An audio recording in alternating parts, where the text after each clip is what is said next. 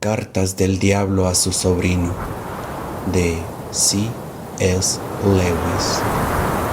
Prefacio. Las cartas de Scrutopo aparecieron durante la Segunda Guerra Alemana en el desaparecido Manchester Guardian. Espero que no precipitasen su defunción, pero lo cierto es que le hicieron perder un lector. Un clérigo rural escribió al director dándose de baja como suscriptor con el pretexto de que muchos de los consejos que se daban en estas cartas le parecían no solo erróneos, sino decididamente diabólicos. Por lo general, sin embargo, tuvieron una acogida como nunca hubiera soñado. Las críticas fueron elogiosas o estaban llenas de esa clase de irritación que le dice al autor que ha dado en el blanco que se proponía. Las ventas fueron inicialmente prodigiosas, para lo que acostumbraban venderse mis libros, y se han mantenido estables.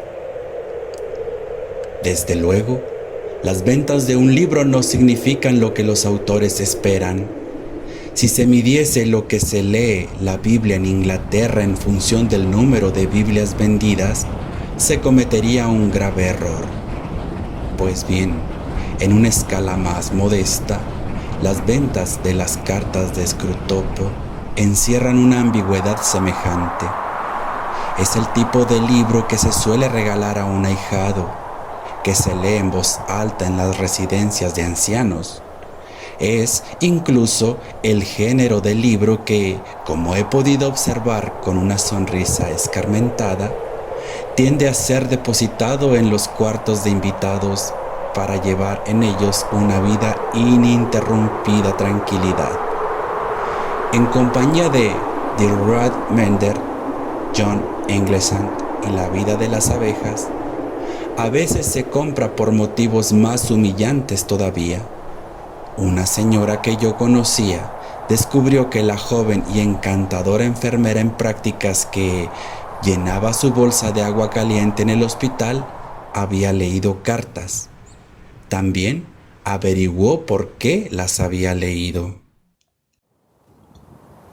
Verá, le dijo la joven, se nos advirtió que en las entrevistas de examen, después de las preguntas de verdad, las técnicas, las matronas o los médicos preguntan a veces qué tipo de cosas le interesan a una. Lo mejor es decir que se ha leído algo, así que nos dieron una lista de unos 10 libros que suelen hacer bastante buena impresión, y nos dijeron que debíamos leer por lo menos uno de ellos. ¿Y usted eligió cartas? Bueno, claro. Era el más corto. Con todo, una vez hechas todas las salvedades, el libro ha tenido un número suficiente de lectores de verdad como para que valga la pena dar respuesta a algunos de los interrogantes que ha suscitado entre ellos. La pregunta más corriente es si realmente creo en el diablo. Ahora bien, si por el diablo se entiende un poder opuesto a Dios y, como Dios, existente por toda la eternidad, la respuesta es, desde luego, no. No hay más ser no creado que Dios. Dios no tiene contrario.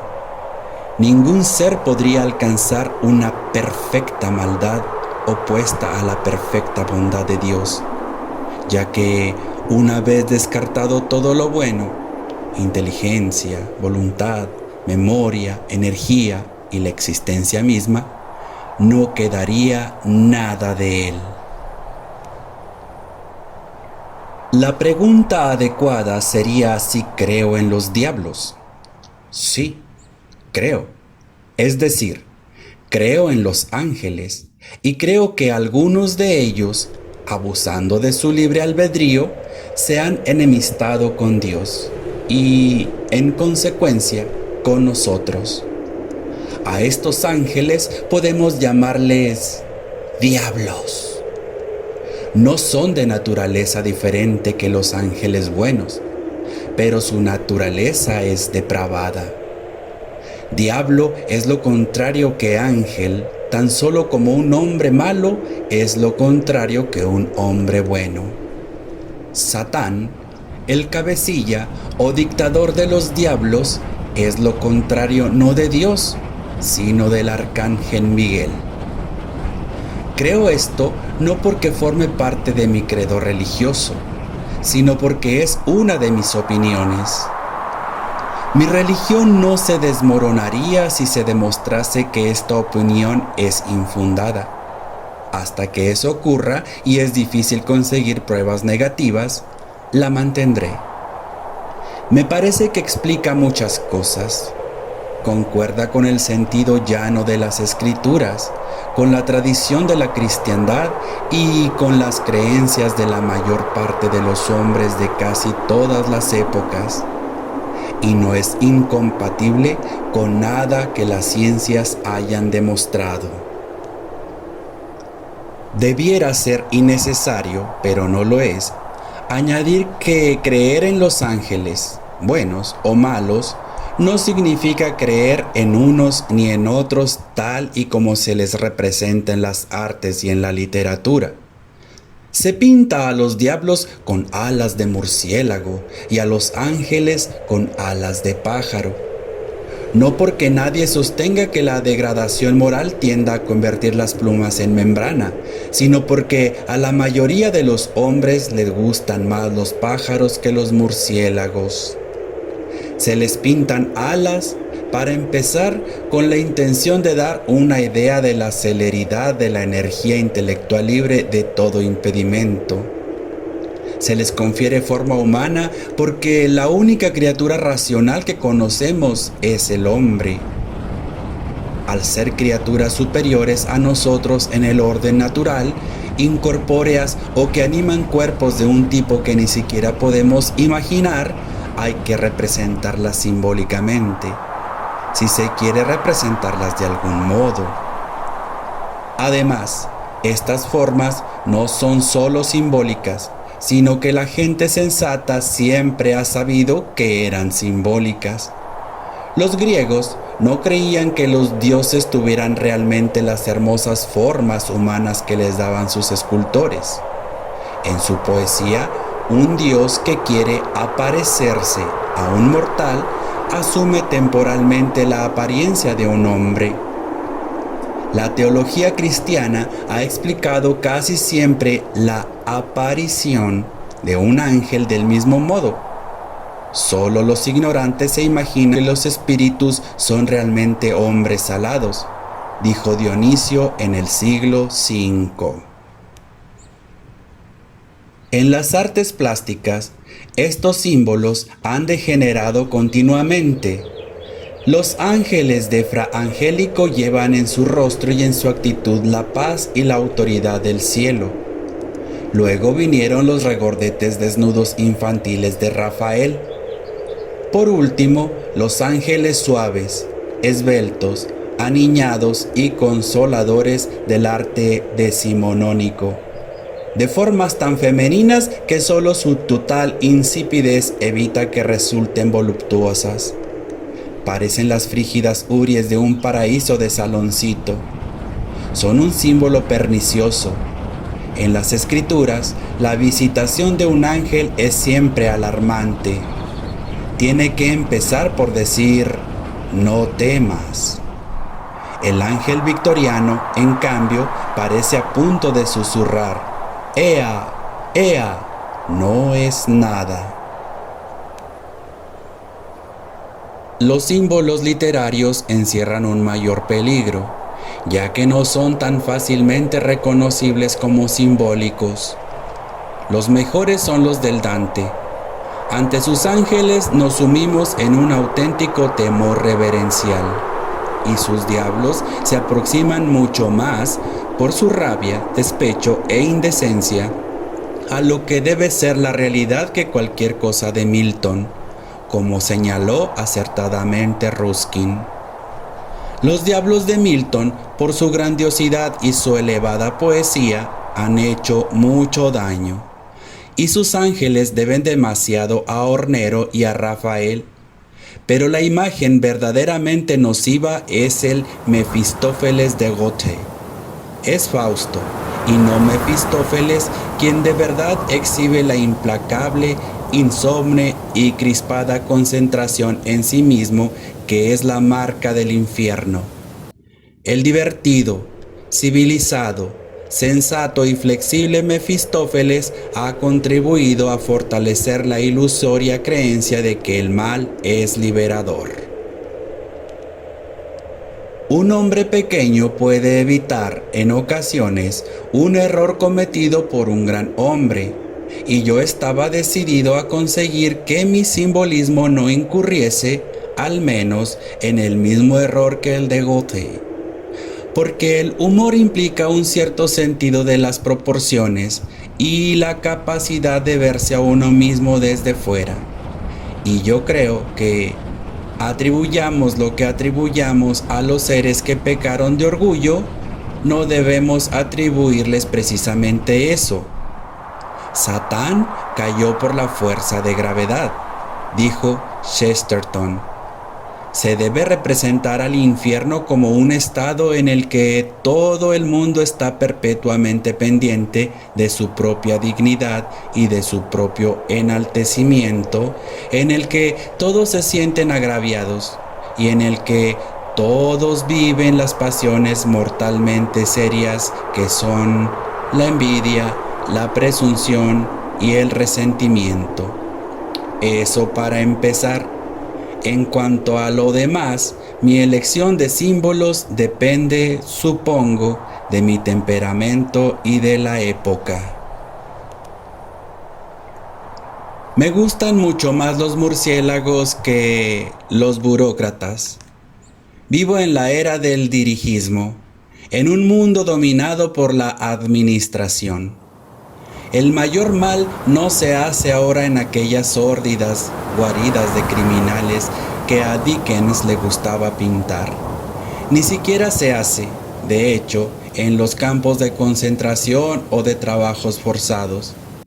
En los campos vemos su resultado final, pero es concebido y ordenado, instigado, secundado, ejecutado y controlado en oficinas limpias, alfombradas, con calefacción y bien iluminadas por hombres tranquilos de cuello de camisa blanco, con las uñas cortadas y las mejillas bien afeitadas, que ni siquiera necesitan alzar su voz.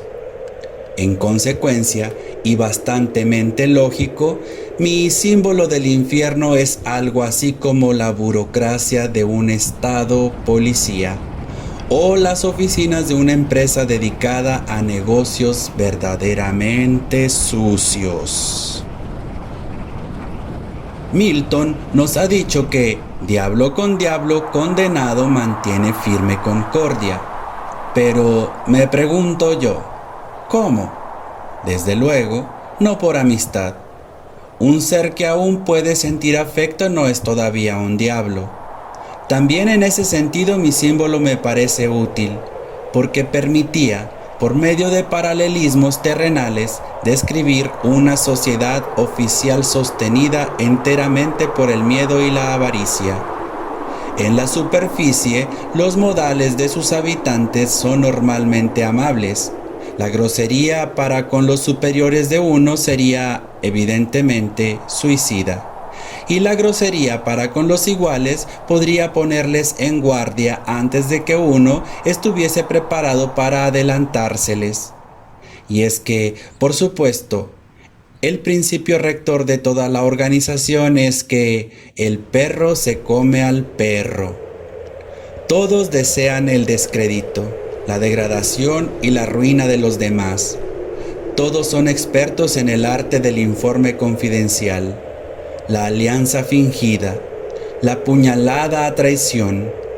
Por encima de todo eso, sus buenos modales, sus expresiones de grave respeto, sus homenajes a los invaluables servicios prestados por los demás, constituyen una tenue corteza que de vez en cuando se agrieta y hace erupción la lava ardiente de su odio mutuo.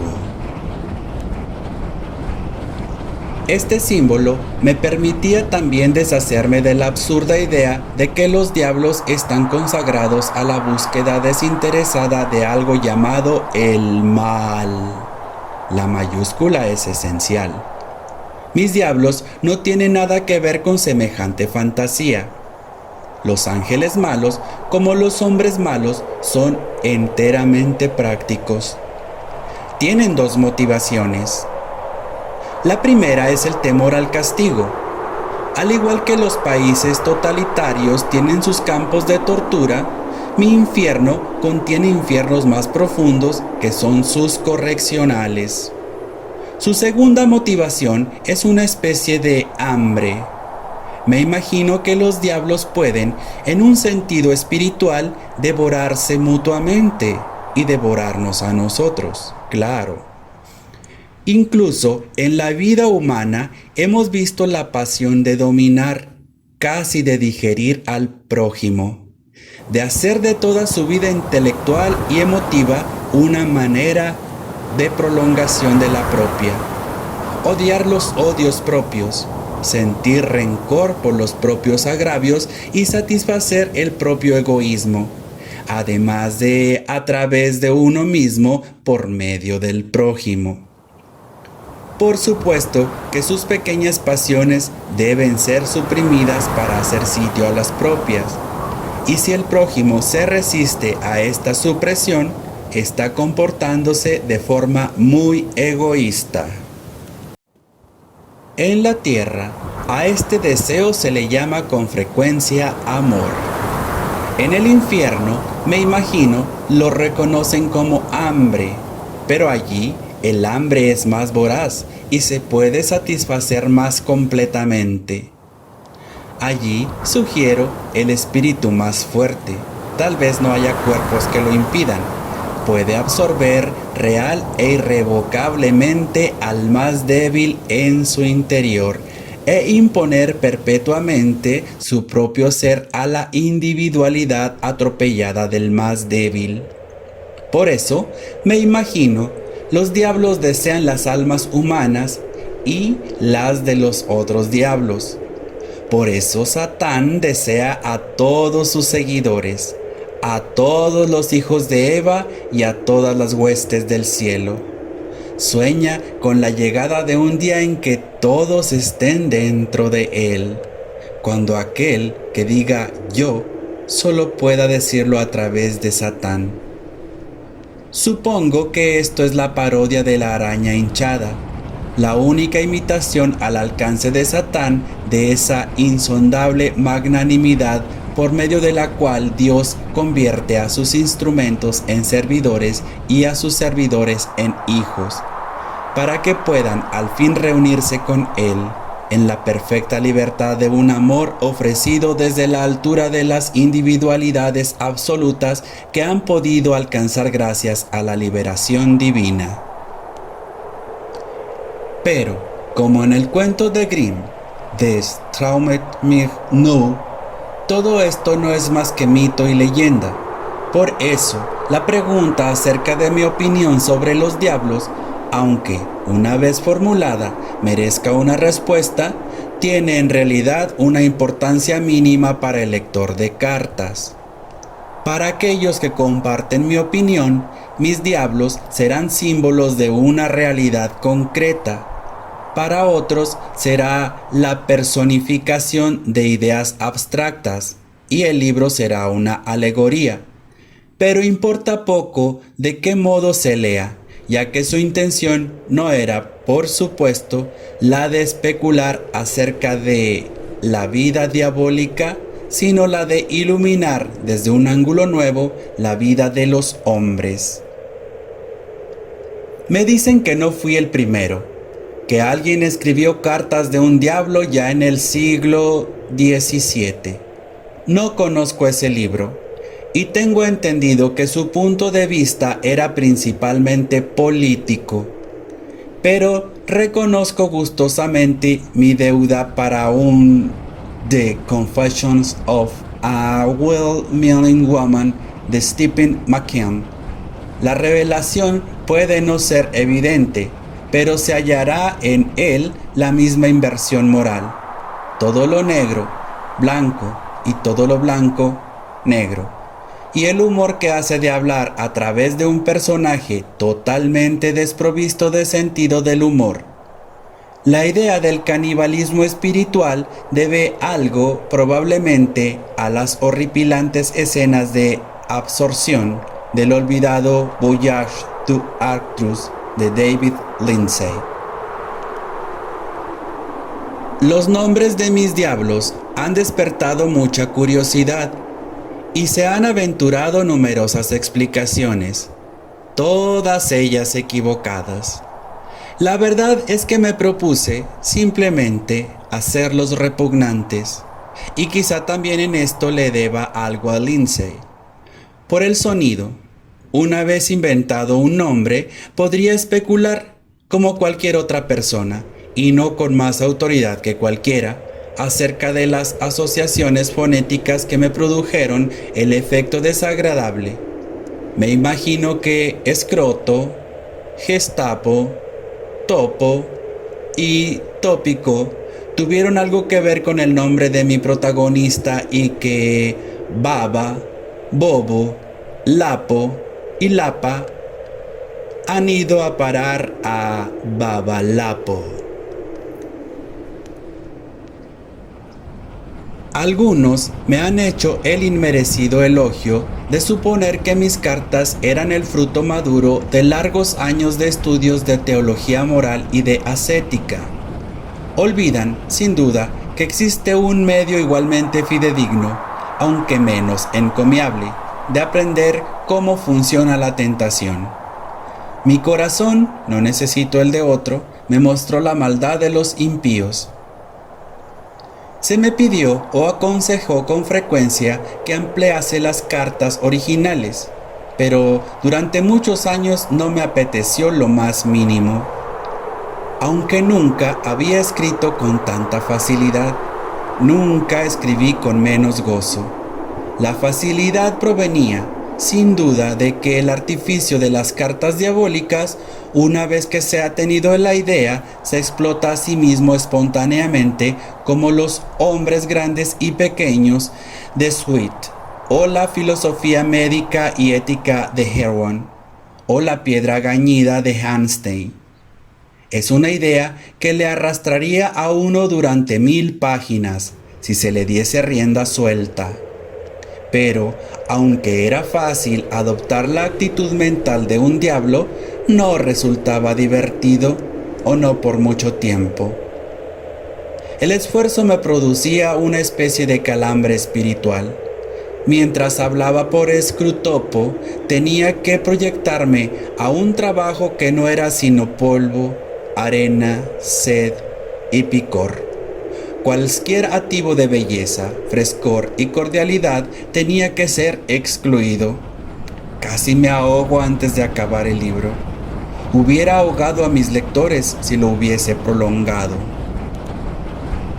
Además, le tenía cierta inquinia a mi libro, por no ser un libro diferente, un libro que nadie hubiese podido escribir. Idealmente, los consejos de Scrutopo o Urugario debieran haber sido contrapuestos a los consejos arcangélicos al ángel de la guarda del paciente. Sin esto, la visión de la vida humana que da el libro resulta parcial y desequilibrada. Pero, ¿cómo remediar tal deficiencia? Porque incluso si un hombre, y habría de ser un hombre mucho mejor que yo, pudiese escalar las alturas espirituales necesarias para ello, y qué estilo justificable podría utilizar, porque el estilo sería realmente parte del contenido. Los consejos, sin más, no servirían de nada. Cada frase habría de tener el aroma del cielo. Y hoy día, incluso si uno fuese capaz de escribir una prosa como la de Traerne, no se le permitiría, porque el criterio de funcionalidad ha inutilizado a la literatura para la mitad de sus funciones. En el fondo, cada ideal estilístico dicta no solo cómo se debieran hacer las cosas, sino qué género de cosas se pueden decir. Luego, al pasar los años y convertirse la sofocante experiencia de escribir las cartas en un débil recuerdo, se me empezaron a ocurrir ciertas reflexiones sobre esto y aquello, que parecían requerir de algún modo un tratamiento scrutopiano. Pero estaba firmemente decidido a no volver a escribir una carta. La idea de algo así como una conferencia o un discurso planeó vagamente por mi cabeza, idea ora olvidada, ora recordada, pero nunca escrita. Entonces me llegó una invitación del Saturday Evening Post y eso apretó el gatillo. No tengo la menor intención de explicar cómo cayó en mis manos la correspondencia que ahora ofrezco al público. En lo que se refiere a los diablos, la raza humana puede caer en dos errores iguales y de signo opuesto. Uno consiste en no creer en su existencia. El otro en creer en los diablos y sentir por ellos un interés excesivo y malsano. Los diablos se sienten igualmente halagados por ambos errores y acogen con idéntico entusiasmo a un materialista que a un hechicero. El género de escritura empleado en este libro puede ser logrado muy fácilmente por cualquiera que haya adquirido la destreza necesaria, pero no la aprenderán de mí personas malintencionadas o excitables, que podrían hacer mal uso de ella. Se aconseja a los lectores que recuerden que el diablo es un mentiroso. No debe aceptarse como verídico, ni siquiera desde su particular punto de vista. Todo lo que dice Scrutopo. No he tratado de identificar a ninguno de los seres humanos mencionados en las cartas, pero me parece muy improbable que los retratos que hacen, por ejemplo, del padre Speke o de la madre del paciente, sean enteramente justos. El pensamiento desiderativo se da en el infierno lo mismo que en la tierra. Para terminar, debiera añadir que no se ha hecho el menor esfuerzo para esclarecer la cronología de las cartas. La número 17 parece haber sido redactada antes que el reconocimiento llegase a ser drástico, pero, por lo general, el sistema de fechas diabólico no parece tener relación alguna con el tiempo terrestre, y no he intentado recomponerlo. Evidentemente, salvo en la medida en que afectaba, de vez en cuando, el estado de ánimo de algún ser humano, la historia de la guerra europea carecía de interés para Scrutopo. C. S. Lewis. Magdalen College, 5 de julio de 1941.